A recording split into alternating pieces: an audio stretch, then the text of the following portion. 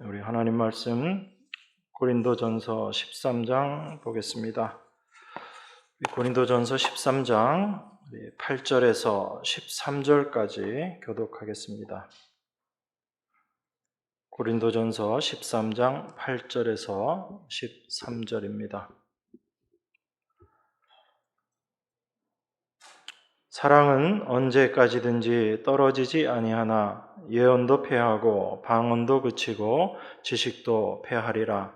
우리가 부분적으로 알고 부분적으로 예언하니 온전한 것이 올 때에는 부분적으로 하던 것이 패하리라.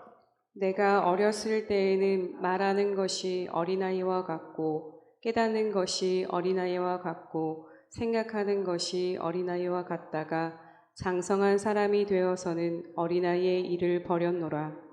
우리가 이제는 거울로 보는 것 같이 희미하나 그때는 얼굴과 얼굴을 대하여 볼 것이요 이제는 내가 부분적으로 아나 그때에는 주께서 나를 아신 것 같이 내가 온전히 알리라. 그런즉 믿음, 소망, 사랑 이 세 가지는 항상 있을 것인데 그 중에 제일은 사랑이라. 아멘.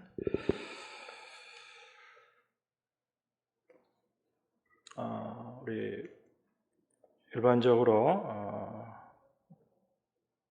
기독교인들이 신앙에 대해서 말하는 그런 내용들, 그런 이야기들을 우리가 들어보면 그 사람이 어떤 시각으로 성경을 보고 있는가 그런 것들을 알 수 있습니다. 이 성경이 분명 하나님의 말씀인데 그 하나님의 말씀을 사람의 생각으로 우리가 보는 경우들이 참 많습니다. 성경이 하나님의 말씀이다라는 것은 이 성경의 모든 내용들은 하나님께서 이루신다라는 의미를 포함하고 있습니다. 하나님께서 우리에게 말씀하셔서 우리에게 이 성경의 말씀을 이루라라는 것이 아니라 바로 하나님의 뜻과 하나님의 의지와 하나님의 일하심을 우리에게 밝히 보여주는 것이 성경의 말씀입니다. 그런데 이 성경의 말씀을 우리가 오해하면 지극히 성경을 자기중심적으로 그렇게 이해하게 되고 그런 이해 가운데 참된 하나님의 말씀의 의미를 우리가 놓치게 되는 그런 경우들이 있습니다. 일반적으로 기독교인들이 이렇게 많이 이야기합니다. 신앙생활을 잘하면 하나님이 복 주시고 기쁨과 평강을 허락하신다. 이렇게 많이들 생각합니다. 물론 그 말이 완전히 잘못된 것은 아닙니다. 그런데 중요한 것은 무엇이 복인가라는 것이고 어떠한 기쁨이고 어떠한 평강인가라는 것이 중요합니다. 그런데 우리 사람의 생각으로 생각하는 그러한 복, 그런 기쁨, 그런 평강을 생각하기 때문에 우리가 성경을 볼 때도 오해하고 보게 되는 거죠. 그래서 많은 사람들이 교회 다니시는 많은 분들이 성경 구절을 근거로 해서 이야기를 합니다. 그런데 그 이야기들이 참된 하나님의 말씀으로 이해하기보다는 내 마음에 드는 그런 말씀으로 생각하고 그렇게 인용하는 경우들이 참 많습니다. 여러분들이 잘 아시는 욥의 이야기 같은 경우가 대표적인 경우죠. 욥이 겪는 그 고난, 이것은 욥의 신앙의 옳고 그름과 무관하게 하나님께서 행하시는 그 일을 우리에게 보여주시는 내용입니다. 그런데 그 욥기를 보면서도 사람들은 대부분 자기 생각에, 자기 마음에 드는 구절들을 많이 기억하죠. 특별히 사업하고 이런 사람들이 제일 좋아하는 구절 중에 하나가 욥기 8장 7절에 있는 말씀일 것입니다. 내 시작은 미약하였으나 내 나중은 심히 창대하리라. 분명히 성경에 있는 말씀이죠. 그 성경에 있는 말씀을 인용을 하면서 또 사업을 하지 않더라도 우리들 삶 가운데 그런 생각, 그런 성경 구절들을 마음에 두면서 내가 지금은 이렇게 미약해도, 내 믿음이 지금 이렇게 미약해도 나중에 아주 하나님께서 나를 창대하게 해주실 것이다. 그렇게 우리들이 생각을 하는 것입니다. 이게 욥의 고난과는 아무 상관없이 그저 나를 중심으로 이 말씀들을 이해하는 거죠. 그래서 그런 성경 구절들을 우리가 참 많이 보게 됩니다. 내 기준으로 성경을 이해하고 해석하려는 거죠. 하나님께서 욥에게 허락하신 그 고난의 의미, 그 고난을 통해서 하나님께서 말씀하시고자 하는 것에는 관심이 없는 것이고 그저 고난을 잘 견디면 하나님이 이전보다 배로 복 주신다. 여기에 우리의 마음이 가는 거죠. 그러니까 고난이 오면 고난을 통해서 하나님의 뜻을 알려고 하기보다는 이 고난 잘 참고 견뎌내면 하나님이 배로 복 주신다. 여기에 마음을 가지고 고난을 참고 견뎌야 된다라고 그렇게 생각합니다. 또한 그것을 믿음이다라고 우리들이 오해하는 거죠. 근데 욥기를 통해서 하나님께서 가르쳐 주시는 내용은 어떤 거예요? 우리가 하나님을 다 모른다라는 것입니다. 그 어떤 인간도 하나님께서 당신을 드러내 주시지 않으면 알 수 없는 것이 인간이라는 것입니다. 그래서 그 모든 일들을 통해서 하나님이 어떤 분이신다, 그것을 우리에게 말씀하시는 것, 그게 욥기의 내용이거든요. 그래서 욥의 마지막의 고백이 내가 하나님에 대해서 귀로만 들었었는데 이제 하나님을 올바로 바라보게 됩니다. 이게 욥의 고백인 것이거든요. 그럼 하나님께서 그 모든 일들을 행하신 것은 어떤 것인가? 바로 하나님을 올바로 알게 하시기 위한 하나님의 일하심인 거예요. 그 하나님을 알게 된 복의 상태가 이전보다 배나 갑절이나 풍성한 삶의 모습으로 성경이 표현하고 있는 거죠. 자녀가 많아지고 재물이 더 풍성해지는 게 복이 아니라 하나님을 알게 된 것을 그렇게 표현했다라는 것입니다.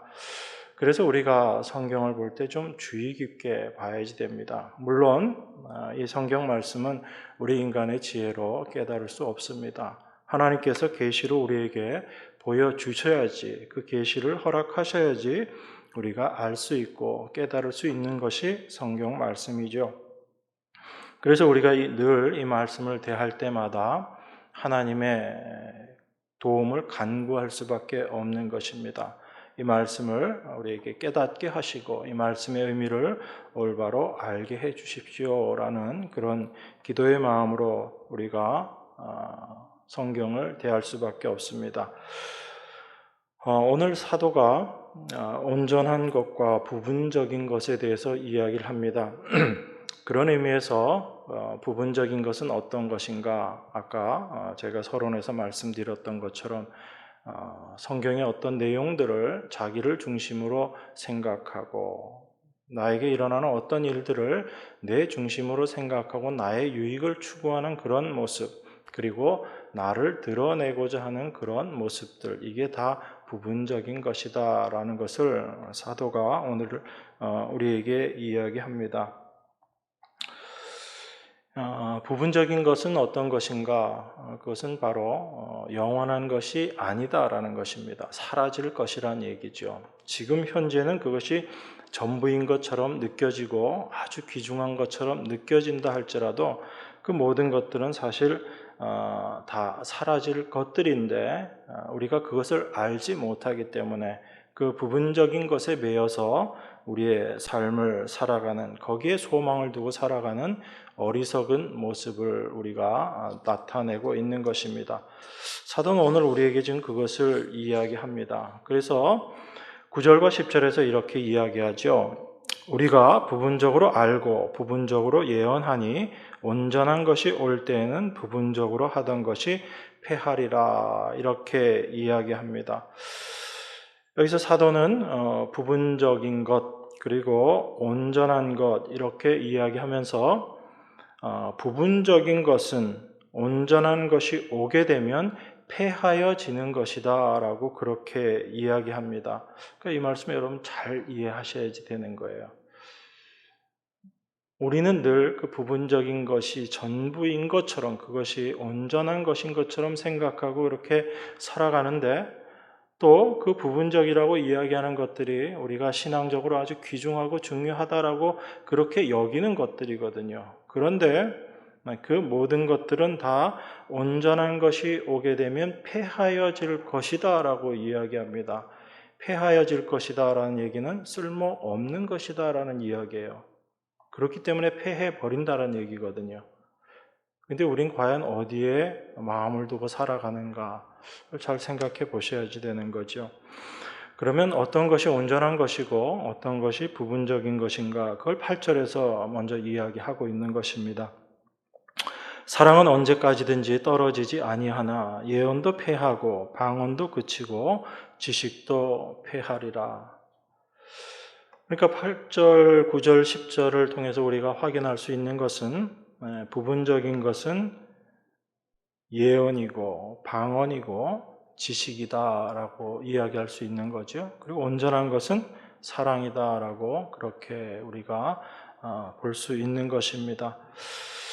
그렇게 생각했을 때 과연 고린도 교회가 어디에 매여 있었는가? 고린도 교회가 바로 그 부분적인 것에 매여 있는 그 모습을 우리에게 지금 보여주고 있는 것이죠. 은사로 인해서 분쟁과 그런 다툼들이 있었던 것을 생각하면 고린도 교회는 그 부분적인 것들에 매여서 잡혀 있었던 그 모습을 우리가 볼 수 있는 것입니다.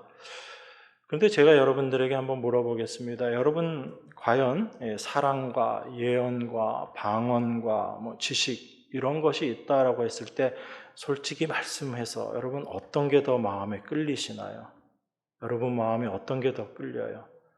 사랑이 더 끌립니까? 아니면 예언이나 방언이나 아주 굉장한 지식 이런 것들이 여러분 마음에 끌리나요? 사랑은 우리 안에 있다 할지라도 이게 겉으로 드러나는 것이 아니거든요. 그런데 다른 것들은 어떤 거죠?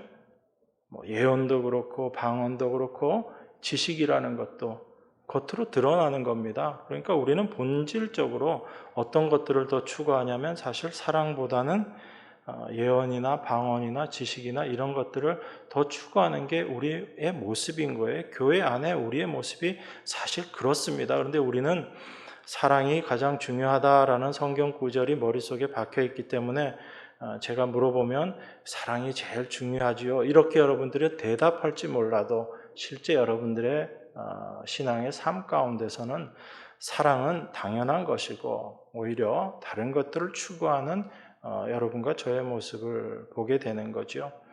특별히 말씀을 늘 전해야지 되는 목사로서는 그 지식적인 것이 참 중요하지 않을 수가 없습니다. 또한 어떤 교회를 외부적으로 드러내기 위해서는 예언이며 방언이며 이런 게 참 중요할 수밖에 없다라는 생각을 해요. 어느 교회만 가서 어느 목사님 말씀만 들으면 방언들이 다 터진다더라. 그럼 할 수도 없이 몰려드는 거죠. 아주 신비하게 예언하는 목사님이 계시더라. 어디 기도원에 갔더니 그런 분이 계시더라. 그러면 문전성시를 이룹니다. 그렇게 자기 자신을 드러내고 교회를 드러내고자 하는 일에 그런 외적인 것들이 참 유용하다라는 생각이 들거든요. 그래서 사람들이 그런 것들을 추구하는 것입니다. 왜냐하면 그게 바로 우리들의 마음을 끄는 것들이기 때문에 그래요.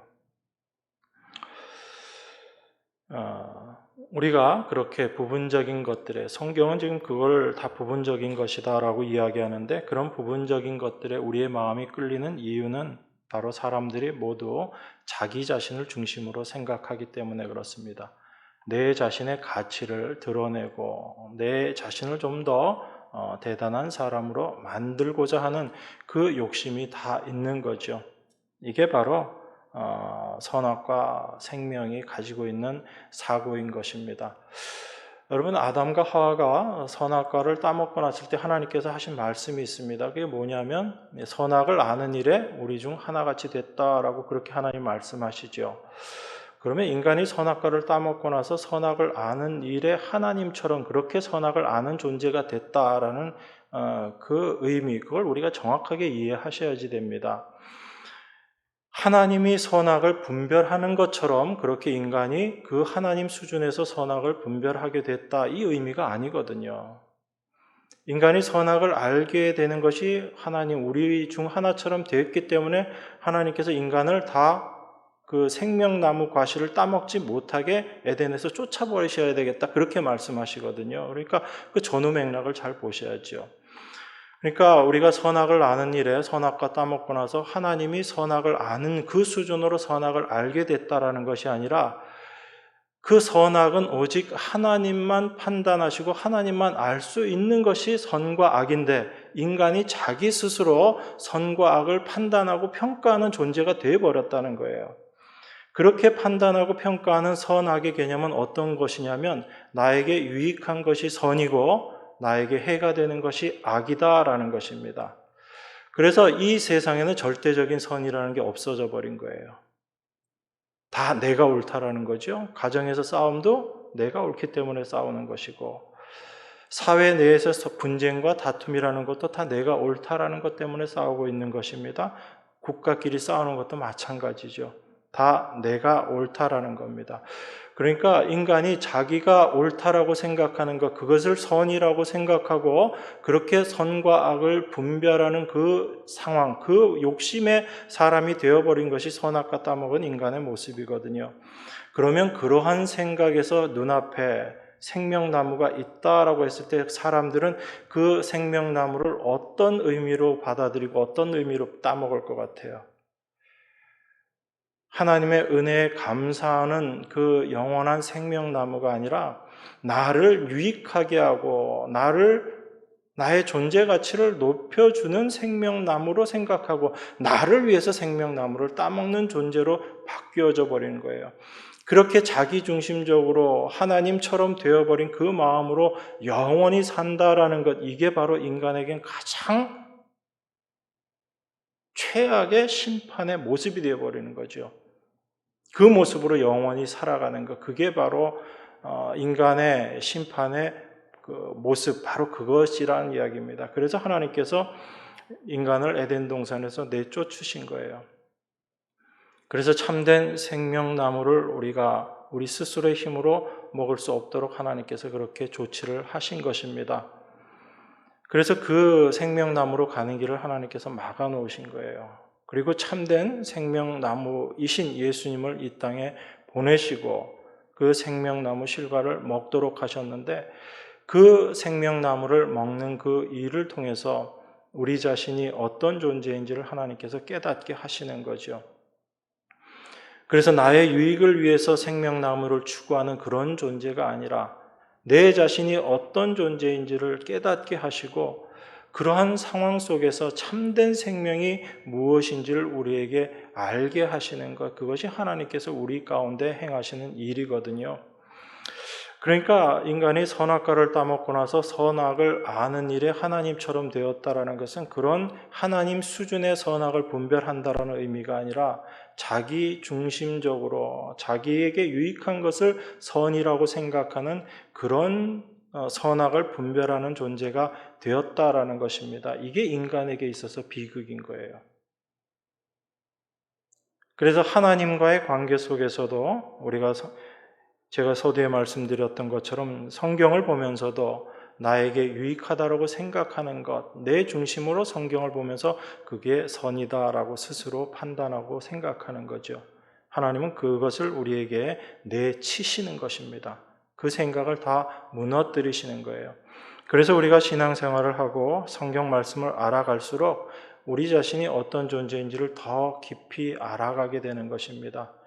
그저 예수님의 십자가가 우리를 죄에서 구원하여 주시고 천국 가게 해주시는 구원을 위한 십자가가 아니라, 그 십자가 앞에 섰을 때 예수님이 왜 피 흘리실 수밖에 없었는가를 생각하게 하고 깨닫게 하고, 그 십자가 앞에서 내가 어떤 존재인지를 확인하게 되는 것입니다.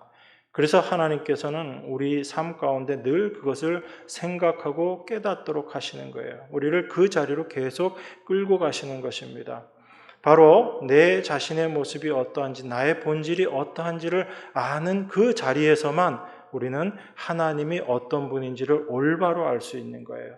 하나님이 우리를 위해서 주신 복이 무엇인지를 올바로 알게 되는 것이고, 그 복을 올바로 알게 될 때 참된 기쁨이 있고 참된 평강이 있는 것입니다. 어떤 세상의 것들로 우리가 기뻐하고 내가 원하는 삶의 모습이 이루어졌기 때문에 평안하다, 그것이 참된 평안과 기쁨이 아니라 예수 그리스도의 십자가로 말미암아 우리가 깨닫게 되고 경험하게 되는 참된 기쁨, 참된 평강을 하나님께서 우리에게 주시기를 원하신다라는 것입니다. 그런 의미에서 성경은 우리에게 온전한 것을 증거하는 책이다라는 것을 우리가 늘 생각해야지 됩니다.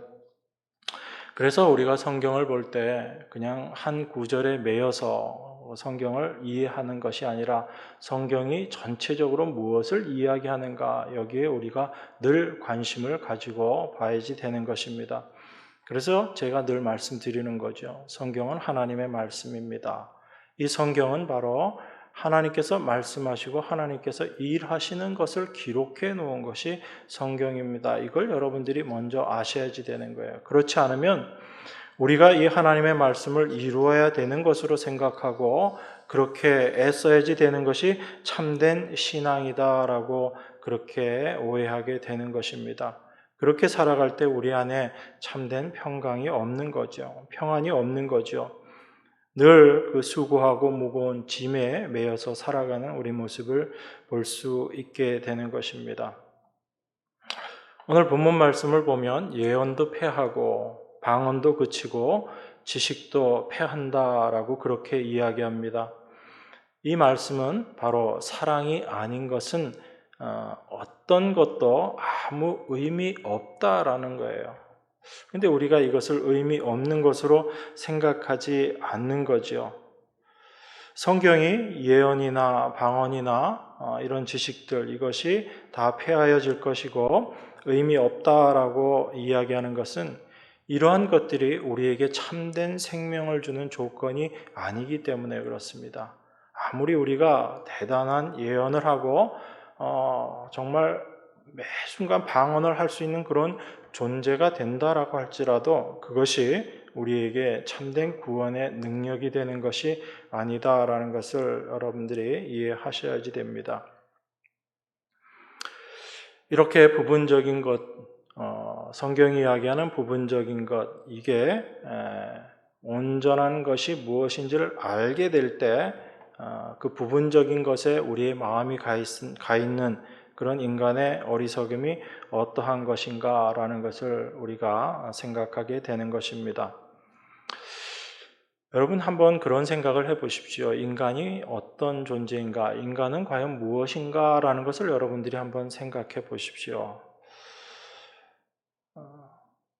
어제 저녁에 어떤 사고 때문에 지금 많은 사람들이 죽고 다쳤습니다. 제가 어제 저녁에 뉴스를 보면서 마음이 참 힘들었었는데, 어쨌든 이 세상에 살아가는 우리 인간들의 모습을 보면 참 다양한 삶이 있다라는 것을 우리가 생각할 수 있습니다. 수많은 사람들이 자기 자신을 위해서 열심히 살아갑니다. 어떤 사람들은 아주 좋은 부모를 만나서 편안하게 먹고 사는 것 걱정 없이 그렇게 살아가는 사람들이 있고, 어떤 사람들은 정말 눈물겹도록 힘든 수고와 노력을 하고 애쓰고 살아가는데도 평안하지 못하고 힘든 삶을 살아가는 그런 사람들을 우리가 보게 됩니다. 이 세상의 사람들의 삶의 모습이 참 다양하고 제각각이다라는 것을 우리가 볼 수 있는 거죠. 그런 우리 눈에 보이는 세상을 보면서 우리가 좀 낙담하기도 하고 여러 가지 생각들을 하기도 합니다. 그런데 우리가 한번 이 문제를 생각해 보기를 원합니다. 과연 인간은 어떤 존재인가? 인간은 무엇인가? 라는 것을 우리가 한번 생각해 보자는 거죠. 이 세상엔 그렇게 다양한 삶의 모습들이 있는데 그 다양한 삶의 모습에도 불구하고 인간은 어떤 존재인가? 결론은 인간은 다 죽음의 존재일 뿐이다라는 거예요. 우리 눈에 보이는 세상에서는 사람들의 모습이 참 다양하고 여러 사람들의 삶의 모습이 보여진다 할지라도 그 인간이 어떤 존재인가, 인간이 무엇인가라는 부분으로 들어가서 우리가 생각해 보면 인간은 다 죽음의 존재일 수밖에 없다라는 것입니다. 그런데 이 세상을 살아가는 사람들이 자기 자신이 그렇게 죽음의 존재인 것이다라는 것을 생각하고 그것을 깨닫고 살아가는가라는 거죠. 그렇지 않죠. 내가 지금 살아 숨쉬고 있기 때문에, 내가 지금 움직이고 있기 때문에 나는 살아있는 자지 내가 죽은 자는 아니다라고 생각하는 것이 인생의 모습입니다. 왜냐하면 그 죽음이라는 것이 실감이 안 되기 때문에 그래요. 여러분들이 잘 아시는 로마서 5장 12절에서는 이렇게 이야기하죠. 이러므로 한 사람으로 말미암아 죄가 세상에 들어오고 죄로 말미암아 사망이 왔느니 이와 같이 모든 사람이 죄를 지었으므로 사망이 모든 사람에게 이르렀느니라. 이게 성경이 이야기하는 인간의 모습이거든요. 성경은 사망이 모든 사람에게 이르렀다라고 이야기합니다. 죄로 말미암아 사망이 모든 사람에게 이르렀다라고 이야기하면 바로 우리 모두가 죄 가운데 있는 존재이기 때문에 우리들 모두가 사망의 존재로 지금 이 자리에 이렇게 있는 것이다. 이 세상 가운데 있는 것이다 라는 것을 우리가 인정해야지 되는 것입니다. 그래서 이 세상에서 아무리 잘 된다고 해도 이 세상에서 웃고 살아간다고 해도 그 모습은 바로 죽음의 존재로서 살아가고 있는 모습일 뿐이다라는 것을 우리가 생각해야지 되는 것입니다. 그렇게 죽음의 문제 앞에 서서 우리가 우리 스스로를 생각해 보면 우리가 이 세상 살면서 버리지 못하고 있는 것, 우리가 붙잡고 있는 것들, 그런 것들이 얼마나 허탄한 것인가라는 것을 우리가 생각하게 되는 거죠. 무엇을 얻었다 해도 그건 얻은 게 아닌 거죠. 죽은 자에게 무엇을 준다 한들 그것이 어떤 의미가 있겠습니까? 그 죽음에 있어서 가장 귀중한 것은 생명 하나밖에 없습니다. 다른 어떤 것들도 우리에게 귀중한 것이 없는 것입니다. 하나님은 우리에게 그것을 깨닫게 하시는 거예요. 그런데 우리는 자꾸 그 생명은 이제 우리가 얻었으니까 뭔가 하나를 더 얻어야지 되겠다 이렇게 생각을 하죠. 그것이 죄된 모습인 거예요. 그 생명 이외에 다른 것을 추구하는 그 모든 것들이 부분적인 것이고 헛된 것이고 폐하여질 것이다 라는 것이 지금 사도가 우리에게 이야기하고 있는 것이거든요. 그래서 우리가 어떤 존재인지를 날마다 깨닫게 하시는 것입니다.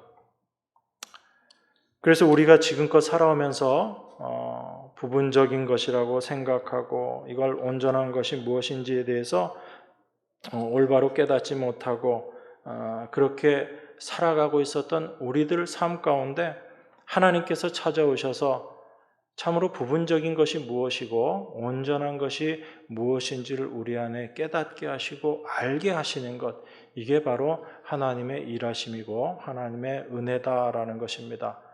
그래서 우리 안에 참된 생명이 오게 되면 무엇이 온전한 것인지에 대한 생각들이 있어지게 되고 그것을 알게 되는 은혜의 삶 가운데로 우리가 들어가게 되는 것입니다.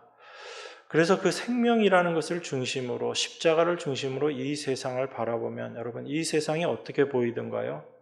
여전히 살아있는 세상으로 보이던가요? 아니면 죽은 세상으로 보이던가요? 죽은 세상으로 보이잖아요.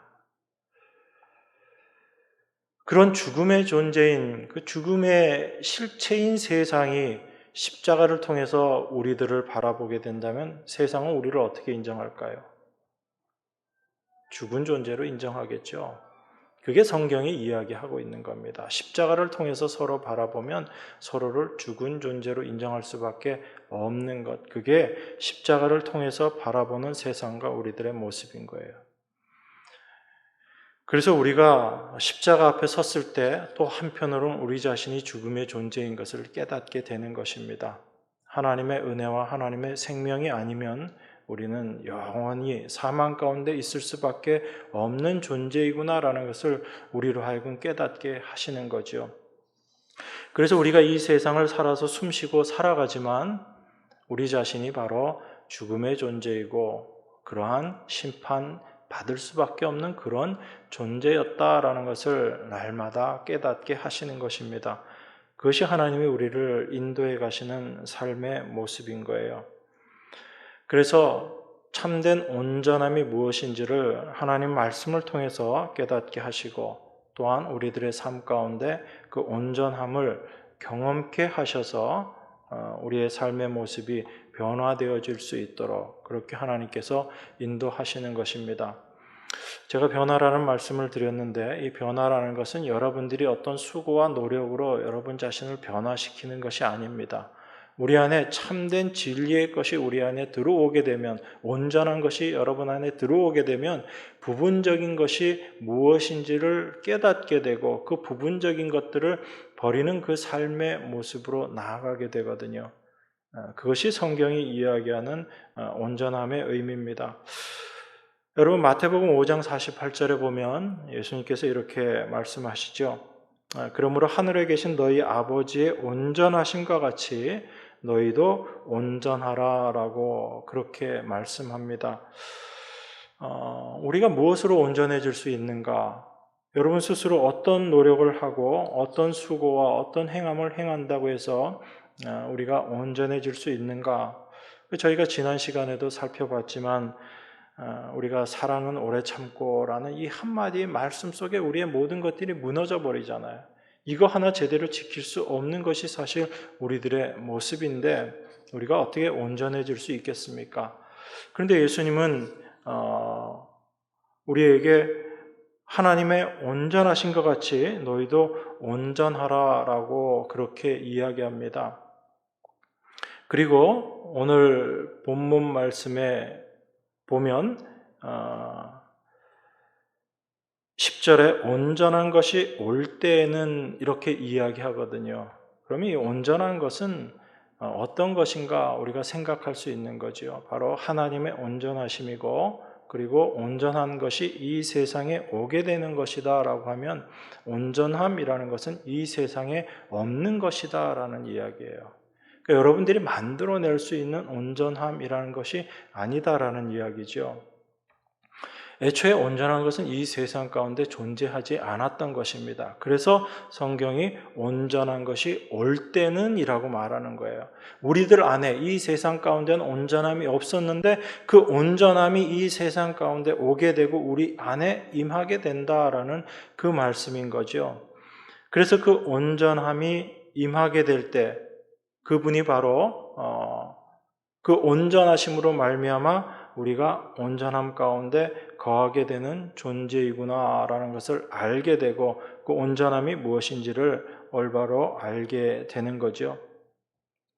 바로 하나님의 사랑으로 그 온전하심으로 이 땅에 오신 분이 예수 그리스도이시다라는 것을 우리가 확인하게 되는 것이고 그분이 우리와 함께 하심으로 말미암아 우리가 그 온전함 가운데 거하게 되는 것이다라는 것을 이제 깨닫게 되는 거죠.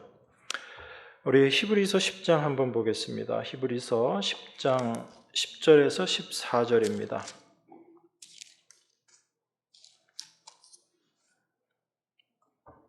제가 봉독하겠습니다. 히브리서 10장 10절입니다. 이 뜻을 좇아 예수 그리스도의 몸을 단번에 들이심으로 말미암아 우리가 거룩함을 얻었노라.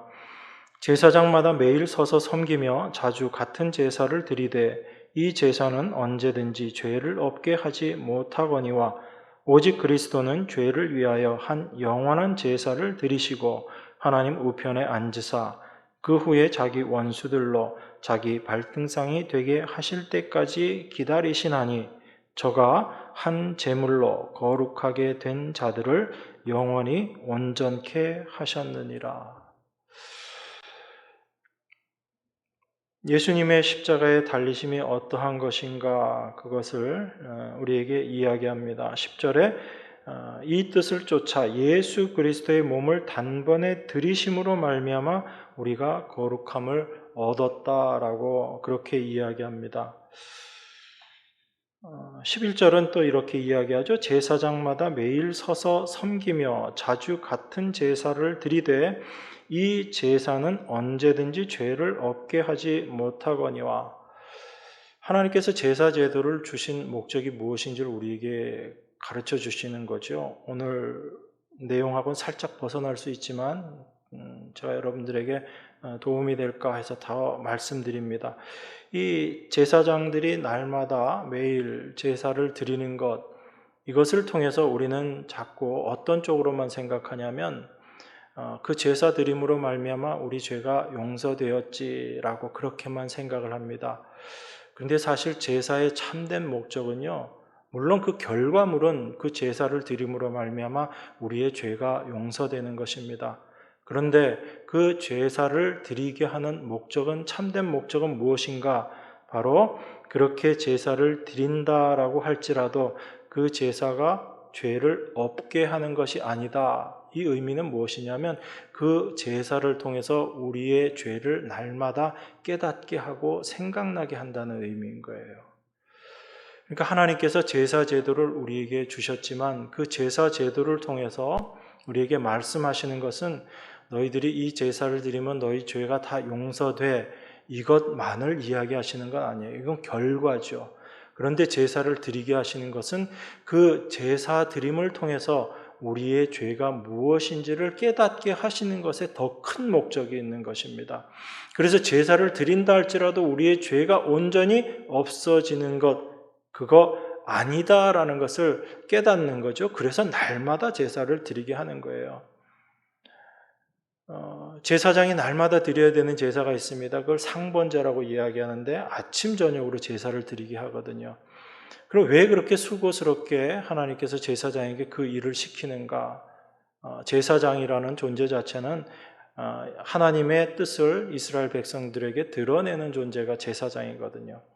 그러면 그 제사장은 그 날마다 제사 드림을 통해서 우리 인간이 어떤 존재인지를 깨닫게 하고 그 제사를 통해서 하나님의 은혜가 무엇인지를 우리에게 설명하는 것, 알게 하는 것, 그게 제사장의 삶의 모습이거든요. 그런데 우리 성도를 뭐라고 얘기해요? 성경에서 우리가 다 왕같은 제사장이다라고 이야기하는 거죠. 그럼 여러분들의 날마다의 삶 가운데 제사가 있어야 된다는 얘기인데 그 날마다의 삶 가운데 드려지는 그 제사를 통해서 여러분들은 뭘 생각하셔야지 되는 거예요? 나 이제 용서받았네, 나 구원받았네, 물론 중요합니다. 그런데 그것보다 더 우리는 무엇을 먼저 생각해야지 되는가? 내 죄를 그 제사 드림을 통해서, 그 제사의 삶을 통해서 날마다 깨닫고 고백해야지 되는 거예요. 그래서 십자가를 우리가 날마다 바라보게 될 때 나는 죄인 중에 괴수입니다 라는 이 고백을 할 수밖에 없는 것이고, 그 고백 속에서 우리에게 다가오는 하나님의 모습, 예수 그리스도의 십자가의 모습은 우리에게 참된 은혜가 될 수밖에 없고 우리에게 참된 기쁨과 평강이 되는 것입니다. 그런 의미에서 제사를 드리라라고 그렇게 하나님께서 정하신 것이고 그 일을 행하게 하신 거죠. 그런데 어쨌든 10절 보니까 예수 그리스도의 몸을 단번에 들이심으로 말미암아 우리가 거룩함을 얻었다라고 이야기합니다. 그러면서 14절에서 또 뭐라고 이야기하시는가 보면 저가 한 제물로 거룩하게 된 자들, 바로 예수 그리스도께서 몸을 단번에 들이심으로 우리를 거룩하게 하셨다. 그렇게 우리가 거룩함을 입었는데 저가 한 제물로 거룩하게 된 자들을 영원히 온전케 하셨느니라 이렇게 이야기합니다. 그러니까 하나님께서는 예수 그리스도의 십자가를 통해서 우리를 거룩하게 하시고 또한 그렇게 거룩하게 된 자들을 온전케 하셨는데 어느 정도까지 온전케 하셨느냐? 영원히 온전케 하셨다라고 이야기합니다. 이게 온전함의 참된 의미거든요. 우리가 수고하고 노력해서 온전케 되는 것이 아니라 하나님께서 예수 그리스도의 십자가를 통해서 우리를 거룩하게 하시고 또한 우리를 영원히 온전케 하셨다라는 것입니다. 이것이 하나님이 이루어 놓으신 온전의 의미인 거죠. 그래서 그 온전함 가운데 있는 사람들은 어떠한 삶의 모습으로 나타나는가, 그것을 11절부터 이야기하고 있는 것입니다. 오늘 본문 11절 보겠습니다. 11절에 이렇게 이야기합니다. 내가 어렸을 때에는 말하는 것이 어린아이와 같고 깨닫는 것이 어린아이와 같고 생각하는 것이 어린아이와 같다가 장성한 사람이 되어서는 어린아이의 일을 버렸노라, 이렇게 이야기합니다. 우리가 성경을 보면서 어린아이, 또 장성한 사람, 이런 내용들을 볼 때 우리가 어떤 일을 행함으로 말미암아 어린아이에서 장성한 사람으로 변화되어 간다라고 그렇게 많이들 생각을 합니다. 그래서 우리가 어떻게 행하는 것, 우리의 행함과 실천을 통해서 우리가 장성한 자가 되는 것이다 라고 그렇게 많이들 생각하거든요. 그런데 바울의 말을 통해서 우리가 확인할 수 있는 것은 우리가 어린 아이의 모습에서 장성한 자가 되는 것은 어떤 어린아이의 모습에서 우리가 어떤 실천들을 통해서 장성한 자가 되는 것이 아니고, 장성한 자의 위치에서 무엇이 어린아이와 같은 행동인지를 알게 되고 깨닫게 된다라는 그 의미로 이야기하고 있어요. 그러니까 우리는 어린아이와 같은 그런 존재에서 어떻게 하면 장성한 사람이 되는 것이다 라고 그렇게 이해하고 생각을 하는데, 오히려 사도가 이야기하는 것은 온전한 자가 되었을 때 그 장성한 자의 모습이 나타나는 것이고, 그 모습 속에서 어린아이와 같은 모습을 우리가 버리게 된다라고 이야기합니다. 그러니까 어린아이와 같은 모습을 여러분들이 버려서 장성한 사람이 되어라, 이렇게 이야기하지 않거든요. 우리 스스로가 어떤 것이 어린아이의 일인지 사실 분별을 못합니다. 여러분들이 생각하시기에 우리가 지금 바울의 이 말을 통해서 예언에 대해서 듣고 방언에 대해서 듣고 지식에 대해서 듣지만 이런 것들을 어린아이의 일이라고 여러분들 생각하지 못하잖아요. 이게 전부인 것처럼 생각하잖아요. 이것이 온전한 것인 것처럼 얘기하고, 그래서 예언을 하고 방언을 하고 대단한 지식이 있으면 이 사람은 장성한 사람이다라고 생각하지, 그러한 것이 어린아이의 생각이다라는 것을 우리가 감히 깨닫지 못하잖아요. 그런 의미에서 지금 사도가 이야기하고 있는 것입니다. 그 부분적인 것을 전부로 생각하는 것, 이게 바로 어린아이와 같은 모습이고, 그 온전한 것을 올바로 알게 될 때 그 부분적인 것들이 버려지게 되는 것, 그게 바로 어린아이의 모습을 버리는 것이고, 그것이 바로 장성한 자의 모습이다라는 것입니다. 제가 여러분들에게 말씀드리고 싶은 건 이런 거죠. 여러분들이 생각하기에 난 지금 어린아이와 같은 그런 신앙의 모습이기 때문에 내가 더 열심히 무언가를 해서 내가 장성한 사람이 되어야지 되겠다라고 생각하는 것이 벌써 여러분 스스로가 여러분 자신에게 매여 있다라는 것이고, 여러분 자신에게 뭔가 할 수 있다라는 그 생각을 여러분 스스로가 갖고 있다라는 거예요. 그건 자기 존재의 가치를 아직도 여전히 인정하고 있다라는 얘기입니다. 그래서 내가 더 열심히 할 수 있는 존재고, 나는 부분적인 것들을 버릴 수 있는 존재고, 그래서 장성한 자가 될 수 있는 존재다라고 스스로 그렇게 생각하는 거죠. 근데 바울은 지금까지 이렇게 이야기했습니다. 그 부분적인 것들은 다 폐하여질 것이다, 쓸모없는 것들이다라고 이야기하고, 온전한 것이 오게 되면 그 부분적인 것들이 얼마나 허탄한 것인지를 알게 된다라고 이야기합니다. 그럼 바울의 관심은 부분적인 것을 열심히 더해가지고 온전함을 만들어라, 이 이야기가 아닌 거죠. 온전함이 무엇인지 알게 되고 그 온전함이 임하게 되면 부분적인 것들이 어떤 것들인지 분명하게 알게 되고 거기에 대해서 손을 놓게 된다는 이야기입니다.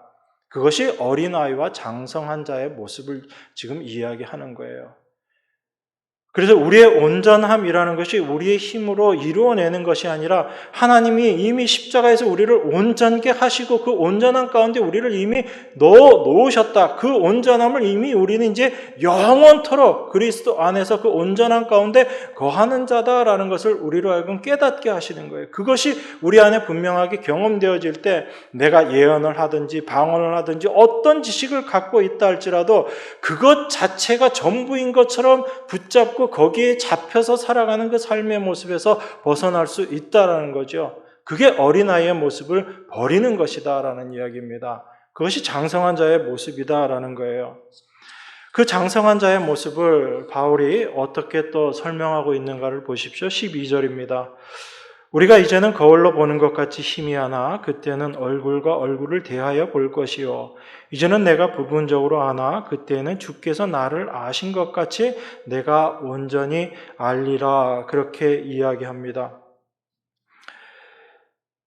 우리가 지금은 거울을 보는 것 같이 희미하지만 그때는 얼굴과 얼굴을 대하여 볼 것이요. 이제는 내가 부분적으로 아나 그때는 주께서 나를 아신 것 같이 내가 나를 온전히 알게 된다라고 그렇게 이야기합니다. 여러분들이 거울을 보시면 어떤 생각이 들어요? 여러분들이 거울을 딱 봤을 때 여러분 자신의 모습이 뭔가 부족하다 생각하면 그 거울이 여러분 자신의 모습을, 그 부족한 모습을 채워줍니까? 아니면 여러분들이 그 거울을 보고 내 부족함을 판단하고 내가 이걸 고쳐나가야지 되겠다 그렇게 생각하나요?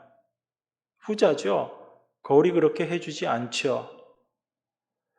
그래서 우리가 지금 여러분 이 말씀 잘 이해하셔야지 돼요. 그냥 거울을 보면서 우리의 부족함을 알게 해주신다 이 차원에서의 거울이 아닌 거예요. 그 뒤에 말씀하고 연결해서 생각해 보면, 자, 우리는 그 거울을 보고 내 스스로에 대해서 평가하고 판단합니다. 그래서 내가 지금 이게 부족하지, 이게 안 됐지, 난 이게 더 필요해 라고 그렇게 생각할 거예요. 그래서 이게 요즘에는 뭐 자매들 얘기만 아니죠. 남자나 여자는 다 똑같죠.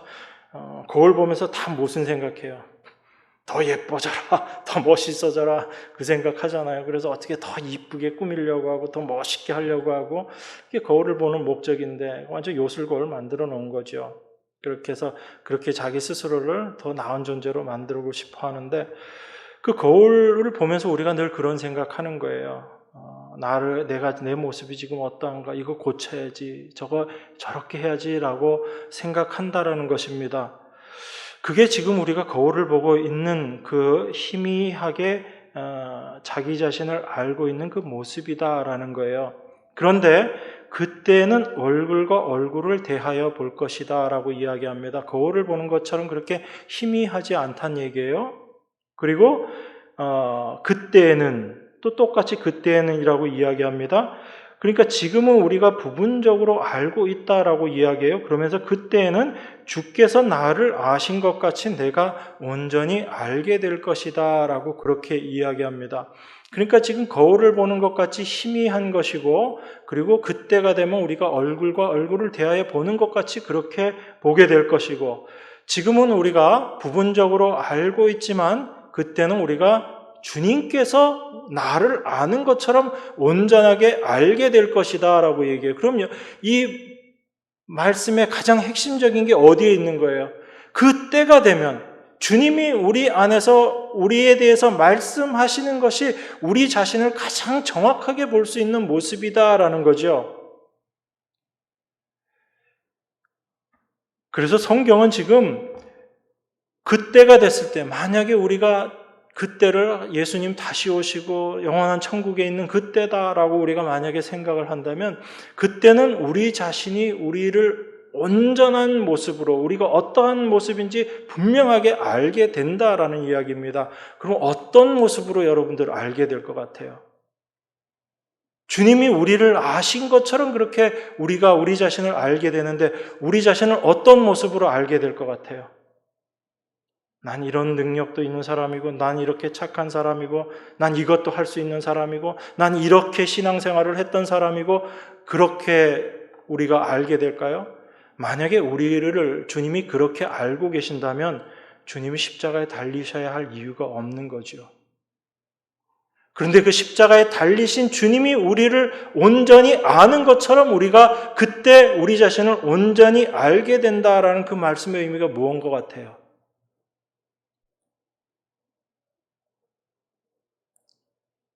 우리의 본질을 주님이 아신 것처럼 우리가 이제는 알게 된다는 이야기입니다. 그게 그때가 바로 주님이 우리를 아시는 것처럼 우리가 우리 자신을 밝히 보게 되고 알게 되는 것이다 라는 얘기예요. 그러니까 우리가 지금 우리 자신의 죄된 모습을 보면서도 여전히 우리가 보고 있는 것은 부분적인 것, 그 모습일 수밖에 없다라는 거죠. 그러다 보니까 우리가 알고 있는 하나님의 은혜, 하나님의 사랑은 어떤 거예요? 여전히 우리는 그 부분적인 것밖에 모르는 거예요. 그런데 은혜를 아는 것처럼, 사랑을 아는 것처럼 그렇게 생각하고 그렇게 행동하는 우리의 모습이 얼마나 하나님 앞에서 우스운 모습인가라는 걸 우리가 알아야지 되는 거죠. 여러분, 천국에서의 삶이 우리가 어떤 삶인지는 우린 정확하게 모릅니다. 그런데 한 가지 제가 분명하게 말씀드릴 수 있는 것은 천국에서는 우리 인간의 존재, 우리 자신이 완전히 부인되는 곳이 천국에서의 삶이에요.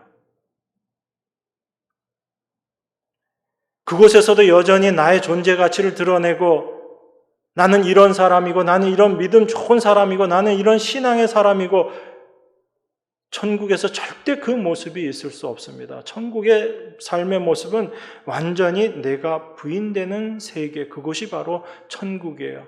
그러면 내가 완전히 부인되는 곳이다라는 얘기는 다른 말로 말씀드리면 어떤 곳이에요? 오직 하나님의 은혜만이 드러나는 곳, 그곳이 천국인 것입니다. 그러니까 우리는 그 천국의 삶을 사실 상상할 수 없는 거예요. 거기서 우리가 뭘 해가지고 뭐 대단한 일을 해가지고 뭐 더하고 할 게 없는 곳입니다. 어떤 곳? 오직 하나님의 은혜만을 더 깊이 알아가고 하나님의 은혜를 찬양하고 하나님의 사랑을 더 깊이 알아가게 되는 곳. 그래서 나의 존재가 완전히 부인되어지는 곳, 그것이 천국이고 그것이 바로 천국의 삶인 거예요. 그래서 하나님께서 우리를 이 세상에서 그 천국을 맛보게 하시는 것입니다.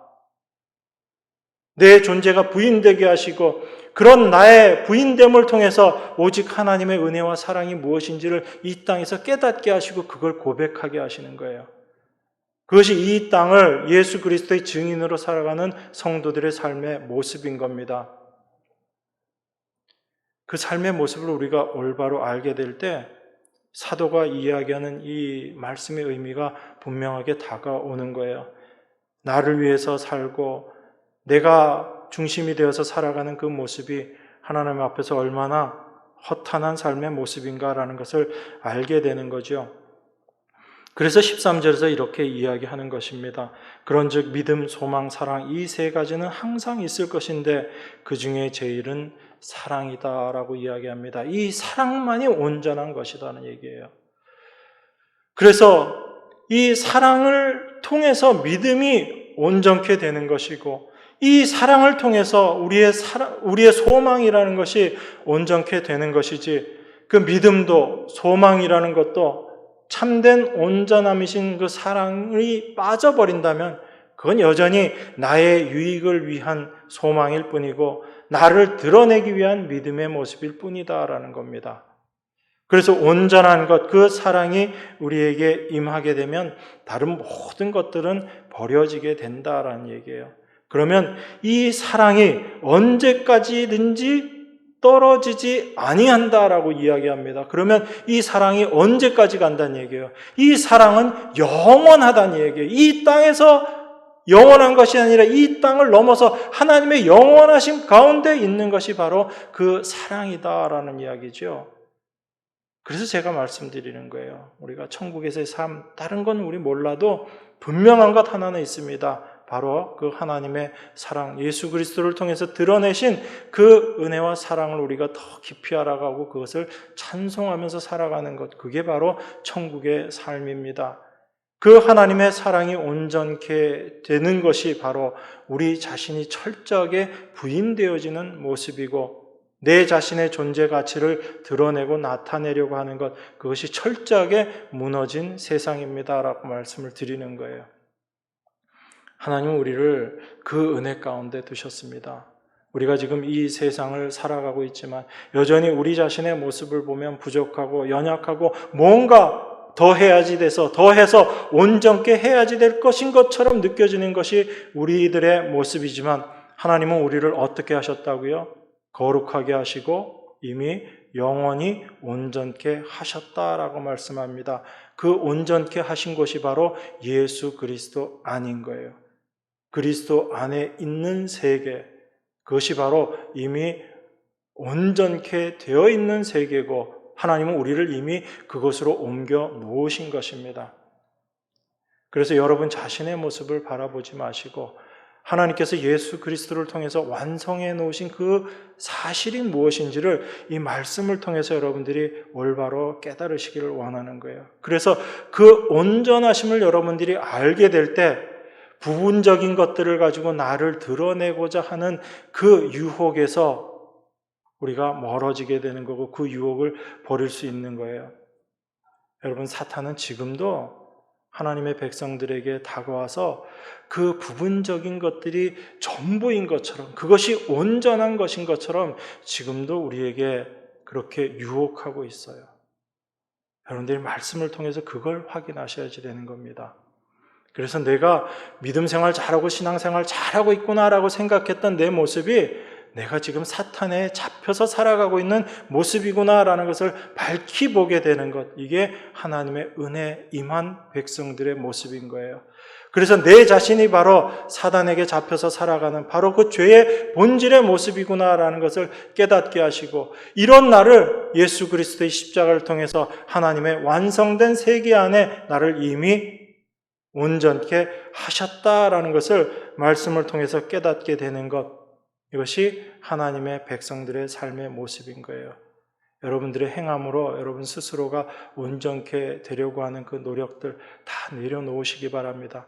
하나님이 우리를 어떠한 곳으로 옮겨 놓으셨는지, 하나님의 은혜가 어떻게 우리에게 임했는지를 여러분들이 올바로 아시게 될 때 하나님 앞에 여러분들이 진정 기뻐할 수 있고 감사와 찬송을 올려드릴 수 있게 될 줄 믿습니다.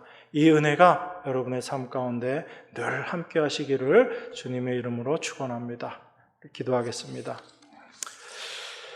하나님 아버지, 감사합니다. 우리에게 온전함이 무엇인지 말씀을 통해서 잠시 묵상했습니다. 하나님이 아니면 허락되어질 수 없는 온전함인 줄 믿습니다. 그 우리 안에서 그 온전함을 올바로 깨달을 수 있도록 은혜 더하여 주시고, 그 온전함 가운데 거하는 저희들 모두의 삶이 될 수 있도록 하나님 축복하여 주시옵소서. 귀하신 예수 그리스도 이름으로 기도드리옵나이다. 아멘.